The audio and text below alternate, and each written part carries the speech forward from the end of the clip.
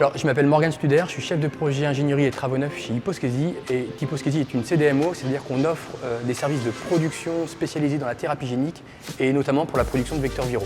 Cette société existe depuis 2010, on a à peu près 180 personnes et on est situé à Corbeil-Essonnes, au sud de Paris.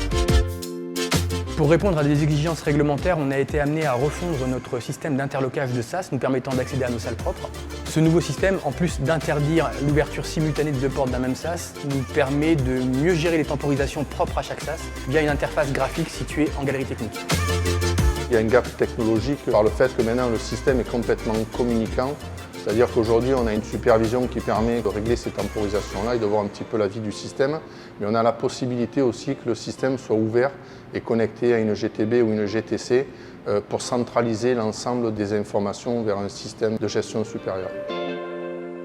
Donc la partie revamping permet de mettre à niveau toute l'électronique de gestion de ces SAS en intégrant du matériel pour lequel on peut assurer une pérennité de l'électronique avec du matériel notamment que l'on retrouve sur étagère chez des distributeurs. Alors moi dans l'équipe LSB, je suis technicien EAI, je m'occupe donc de l'installation de la nouvelle solution qu'on met en place pour le revamping chez Hyposchesi. Donc mon rôle c'est d'ajouter donc le Vago à la place des cartes Nocosium. Donc ensuite réutiliser les câbles, faire ensuite donc le repérage des nouveaux câbles qu'on rajoute, mais aussi vérifier que les anciens câbles correspondent toujours à la nouvelle normalisation qu'on est en train de mettre en place. Et tout ça dans un temps restreint, parce que donc l'arrêt technique de Hyposchesi dure 2 semaines. Donc nous on n'a que 2 semaines de travail maximum pour refaire ces changements et ensuite retester tout le matériel de l'asservissement.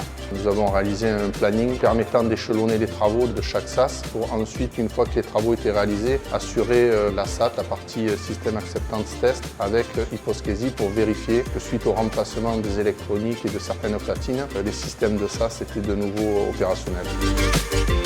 L'intervention de l'SB s'est bien déroulée. Ils ont su s'inscrire dans notre planning d'arrêt technique qui était très contraint, tout en nous apportant une certaine souplesse sur les zones dans lesquelles ils avaient le droit ou pas d'intervenir. Le choix d'LSB s'est fait assez naturellement. C'est cette entreprise qui a construit notre salle propre en 2010. C'est aussi une entreprise dont on connaît la réactivité et le sérieux et avec lequel on a toute confiance à travailler.